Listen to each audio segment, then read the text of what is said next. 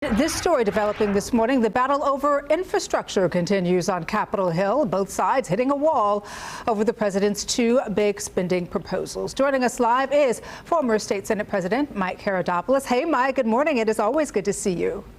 Always great to see you as well, Danielle. Good morning to you.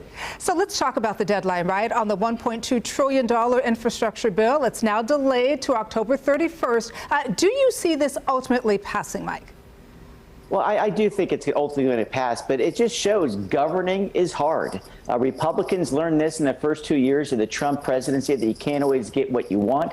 And now the Democrats are squabbling, just like the Republicans did back in 2017 and 18, this time with infrastructure. The progressives are saying, we want all or nothing. We want the entire $3.5 trillion, what they call human infrastructure bill, and they want the $1.2 trillion in spending for the infrastructure bill, which at this point, at least in the Senate, both Republicans and Democrats support. And so we've got another month of this. We thought would be settled on this a while ago, but the Democrats are going for the whole ball here, and they're having challenges because governing is hard.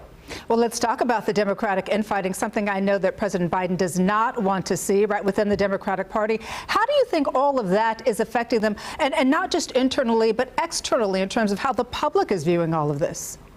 Yeah, this looks like the same team is fighting with themselves as opposed against the other team, so to speak. It's a challenging time for Democrats. You saw the horrible incident this weekend where an activist came in and followed the United States Senator from Arizona into the bathroom.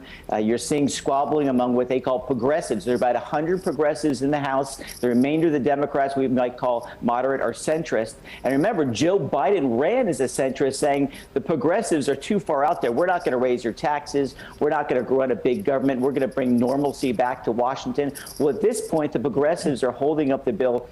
They saying, led by Bernie Sanders, they're saying we need to spend more money, we need to expand the size and scope of government, and we need to raise taxes. And right now, the centrists in the Senate, Sinema, and of course Manchin from West Virginia, both Democrats are saying that's too much. We can't get elected in states like Arizona or West Virginia being big progressive, big government Democrats. And so they have a real challenge on their hands. So let's talk about the Democratic senators right from Arizona and West Virginia a bit more if we could, because they do say this infrastructure bill is simply too high. You mentioned Senator Joe Manchin, who says the top line is $2 trillion less than what the president is asking for. And then, of course, you have Sinema, who is also saying something very similar to that. When you have these two Democrats who are very, very high profile, right, what can we do moving forward in terms of getting both of these parties to come together to make an agreement here? Because they're pouncing on the fact that these two Democrats, right, are saying this is not flying with me. Well, that's a great point, Danielle. And to that action, I still think they're going to pass an infrastructure bill, but the only way they're probably going to get it done is if they vote separately on it. They're going to have to say, you know what, this is the right thing for the country. That's what the Senate, even 10 Republicans have said yes to this.